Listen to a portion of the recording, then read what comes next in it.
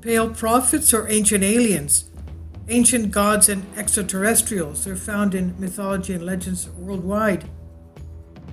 The pale prophet who visited the Americas in the 1st century AD certainly knew how to make an entrance that people would never forget, and the full story is told in what I, as the author by Sean Castile, says, believed to be an exciting new book called The Search for the Pale Prophet in Ancient America, published by Associate Tim Beckley's Global Communications.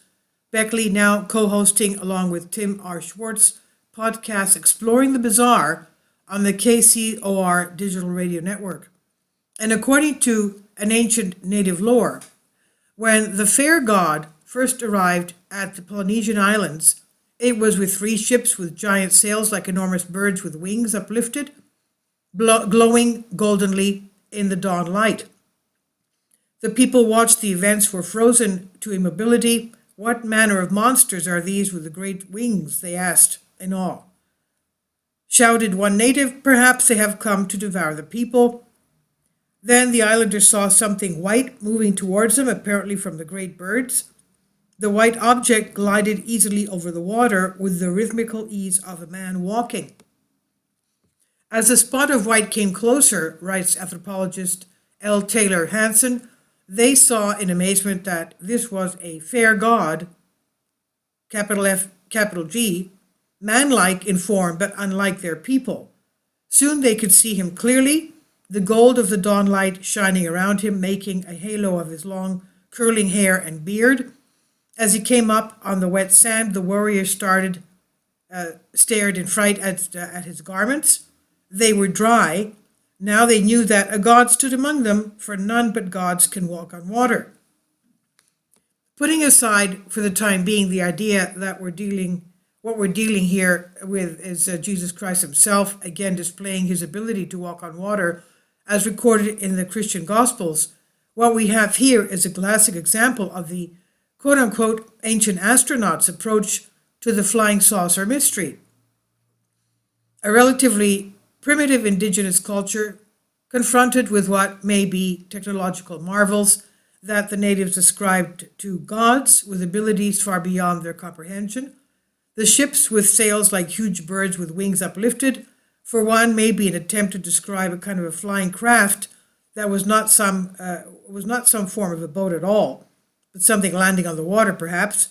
But none of the great ancient astronauts researchers, from Eric von Daniken to Zachariah Sitchin to Brinsley Lepore Trench, have ever covered the same territory as the last anthropologist, L. Taylor Hansen, who spent decades traveling among the Native Americans and collecting their legends regarding the healer, the prophet, the miracle worker, god of the dawn light, the wind god, the teacher, the white-robed master.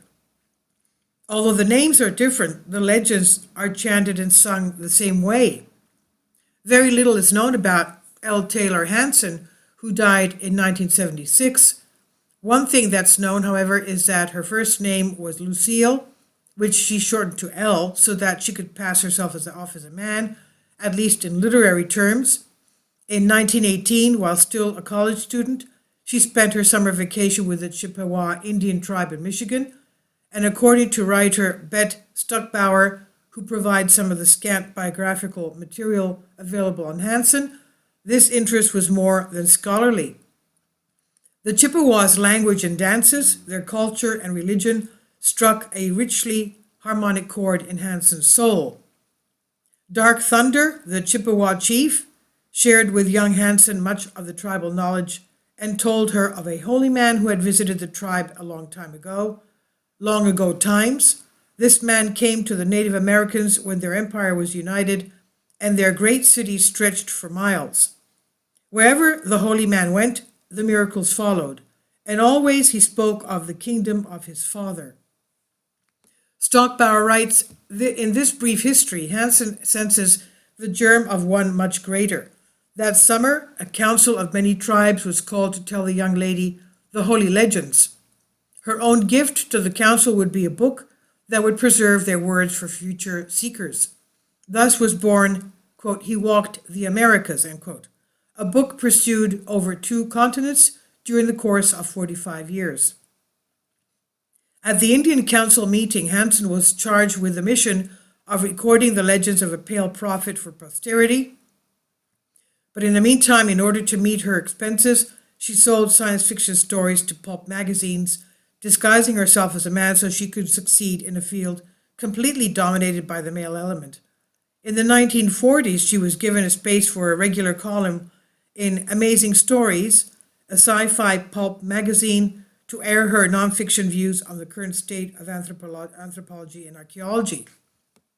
Ray Palmer, the magazine's legendary editor, not only published her scientific mysteries columns, he would also eventually publish He Walked the Americas in 1963 through his Amherst Press Company, and thus is an important figure in the overall story as well.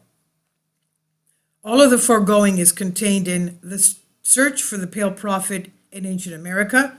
In the first section of the book, I summarize a quote from Hansen's He Walked the Americas, as well as adding my own biblical insights and correlations not present in the original text of Hansen's groundbreaking work. I think perhaps Hansen felt she was writing for the more biblically literate audience of her own time, or maybe she felt that the biblical correlations were so obvious that they did not need to be spelled out for the reader. In any case, I did spell them out, and I hope it makes understanding the legends of the Pale Prophet a little easier.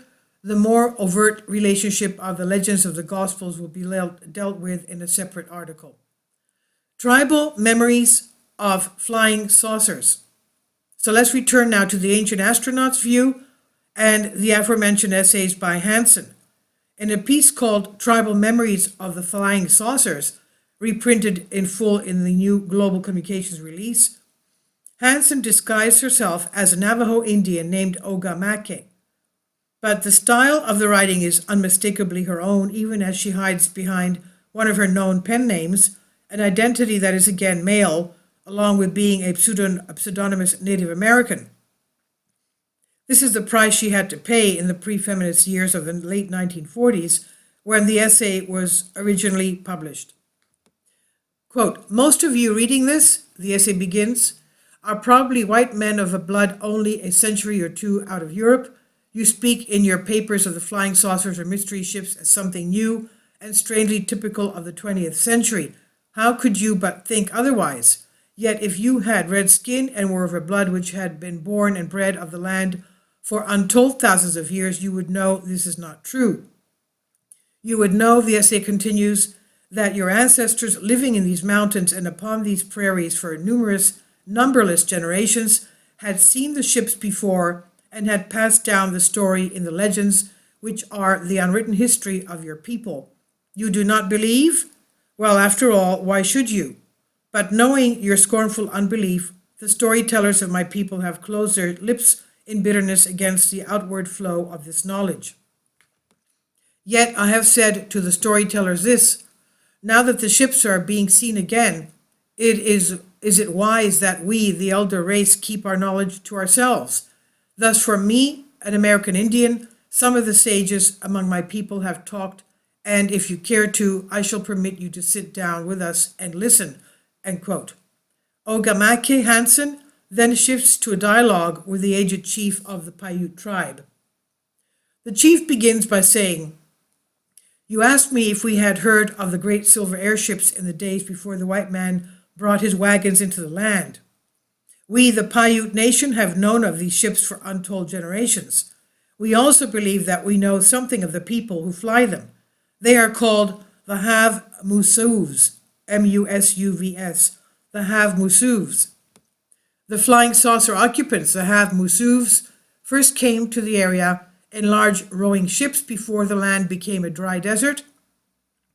After the waters dried and the rowing ships were no longer of use to them, they created flying canoes, which grew to become large silver ships with wings. The Have-Musuvs built a city in the nearby caverns, where they dwelt in peace and were far removed from the bloody warfare of the other local, violently combative tribes."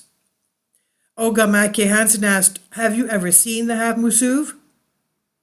The chief replied, "No, but we have many stories of them. There are reasons why one does not become too curious. These strange people have weapons. One is a small tube which stuns one with a prickly feeling like a rain of cactus needles. One cannot move for hours, and during this time the mysterious ones vanish up the cliffs. The other weapon is deadly. It's a long silver tube. When this is pointed at you, death follows immediately. So it seems like a taser and a gun. Now, the chief described the appearance of the Hapmusuvs. He said, "They are beautiful people. Their skin is a golden tint, and a headband holds back their long dark hair. They dress always in white, fine-spun garment, which wraps around them and is draped upon one shoulder. Pale sandals are worn upon their feet." The chief tells a fascinating legend, said to have happened many years before the coming of the Spanish. A Paiute chief lost his bride to sudden death. In his overwhelming grief, he went seeking the Hapmusuvs in order that they put him out of his misery with their deadly silver tube. As the mournful chief climbed the last mountain on his quest, one of the men in white appeared suddenly before him, brandishing the silver tube and motioning the chief back. The chief made signs that he wished to die and continued onward. Then others of the Hapmusuvs appeared and decided to take the chief with them. Many weeks after his people had mourned for him, the Paiute chief came back to his camp. He had been in the giant underground valley of the Hapmusuvs, he said, where white lights, which burn day and night and never go out or need any fuel, lit an ancient city of marble beauty. There he learned the language and history of the mysterious people, giving them, in turn, the language and legends of the Paiutes. He would have been content to stay among them forever in the peace and beauty of their life, but they bade him return and use his new knowledge for the people. Ogamake Hansen then asks the current Paiute chief if he believed the story. The old man replied, "I do not know. When a man is lost in Tomesha, a particular forbidden stretch of hostile desert, and the fire god is walking across the salt crust, strange dreams like clouds fog through his mind. No man can breathe the hot breath of the fire god and long remain sane. This has always been the land of mystery. Nothing can change it. I must still answer your question with doubt in my mind, for we speak of a weird land. White man does not yet know it as well as the Paiutes, and we have ever held it in awe. It is still the forbidden Tomesha land of the flaming earth," he said. The short essay by Ogamake Hansen wonderfully embodies much classic ancient astronauts lore, as well as timeless legends of the paradise hidden within the earth, which was also spoken of by the Tibetan seer T. Lobsang Rampa and many others. Global Communications offers several of Rampa's titles to those seeking further enlightenment on the universal legends of Shangri-La. In any case, the search for the Pale Prophet in ancient America opens the reader to a whole new treasure trove of possible alien visitations to a land and people long thought of as backward and savage. The Lord of Wind and Water and his civilizing influence on Native America is echoed not only in the Gospels but in the stories of ancient Sumer, Egypt, and Babylon, and of course ancient Greece, and who had uniformly credited gods from the sky with the beginnings of their organized societies. That helping hand came close to the ancient Americas, while generally acknowledging to be true, has never been told in quite the same way as it has been by L. Taylor Hansen in The Search for the Pale Prophet in Ancient America. And this is Unbended Reality. Please leave your comments, and thank you for your support. Please support my Patreon account. The daily posts are 5 videos daily, and they are totally different from what I have on my YouTube channel. Thank you so much for your support and that you find all my content so interesting. You'll find the Patreon account details in the description box below.